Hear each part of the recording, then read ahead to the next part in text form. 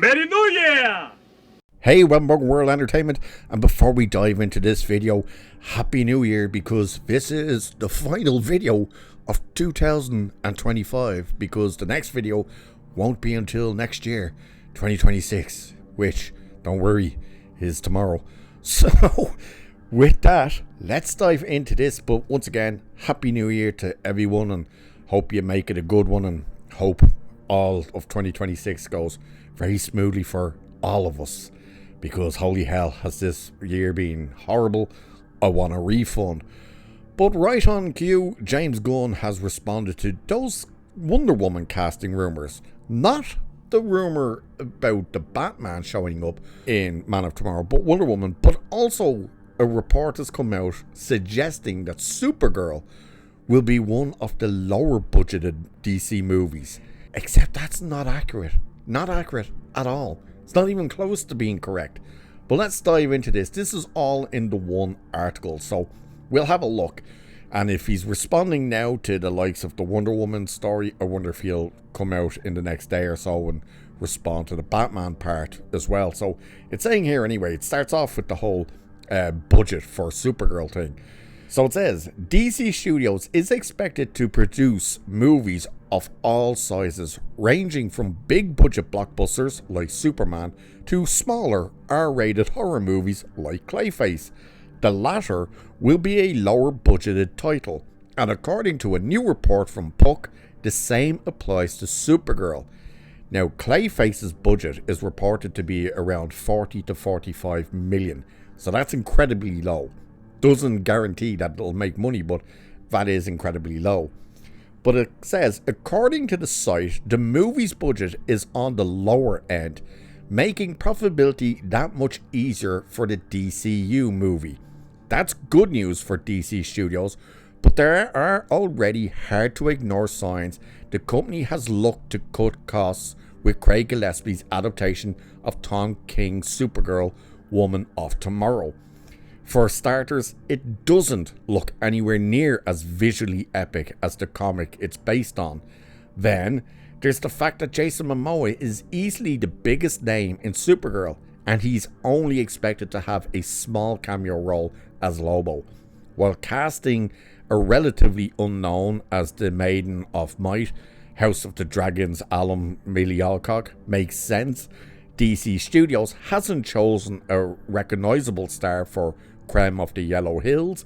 Instead, the old guard star Matthias, whatever his second name is, will play the movie's lead villain. For whatever reason, DC Studios isn't casting A-listers. Based on this news, it's looking increasingly likely that it's a money-saving tactic. The MCU wasn't exactly populated by huge stars when it launched, but the franchise still cast the likes of Jeff Bridges, Anthony Hopkins and Tommy Lee Jones as a means to attract moviegoers and add credibility to its movies. James Gunn and Peter Safran seemingly have other plans, so we'll see whether that pays off. Superman was this year's highest grossing superhero movie, so it's so far so good anyway. Now, here's the thing, because the next part is about the Wonder Woman. You notice they don't give numbers for the Supergirl budget. They're like, oh, well, from what we're hearing, it's on the lower end. Wrong, because they've already confirmed, and DC already confirmed, that the budget for the movie is already over 200 million. So, what exactly is the lower end are they talking about?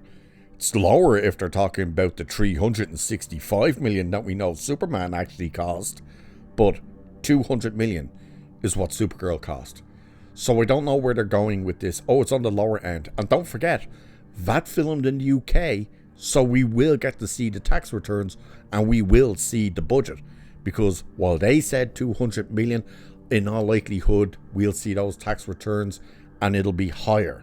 So this is all BS of them coming out to try and now say, oh, the movie will need to actually make less money than we initially thought. They see the writings on the wall. They did this with Superman. We saw the budget for Superman. Then going off their own numbers that they came out and said, because we saw that tax form, the 365 million, they came out and said it's not that, it's 225. And then they said the marketing for it was 125. So that meant the whole cost was 350 million, according to them, which meant it needed to make pretty much 700 million to break even, and didn't come close to that.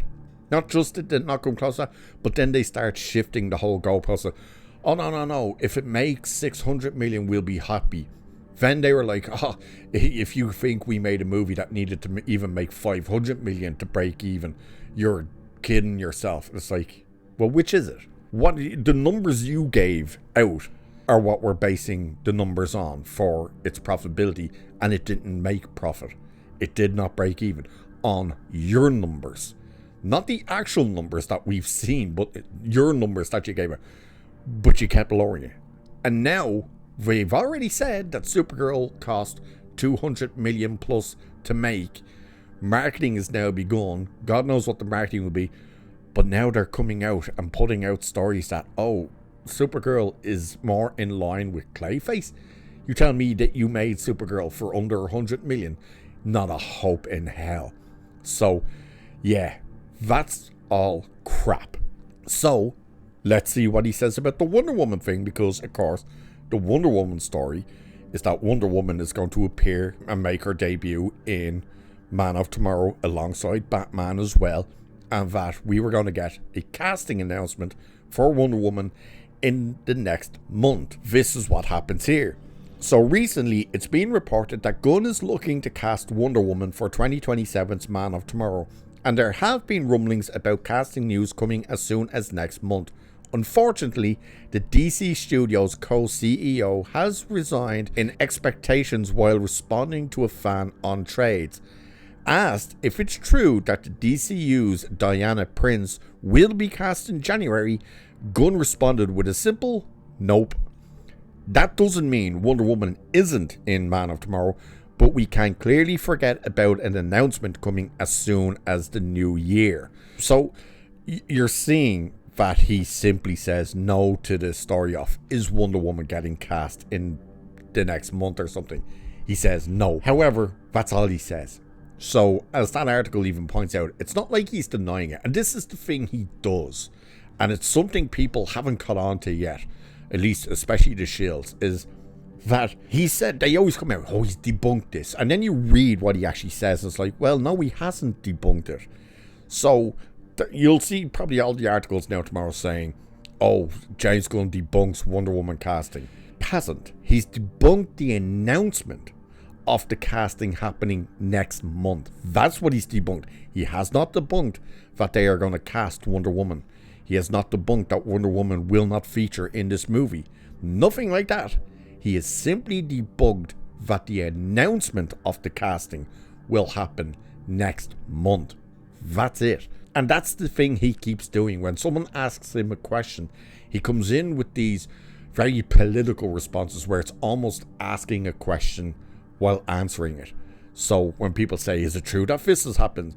He usually gives very short answers, but it leaves out a lot of detail. So rather than him in this saying, no, we're not even looking to cast Wonder Woman yet, she's not going to be in this movie or anything like that, he gets asked, are you going to make an announcement on Wonder Woman's casting next month? And he says, nope, nothing to do with the movie or anything. So you got to read between the lines. So the story so far we have is James Gunn confirms that there won't be an announcement for Wonder Woman's casting next month.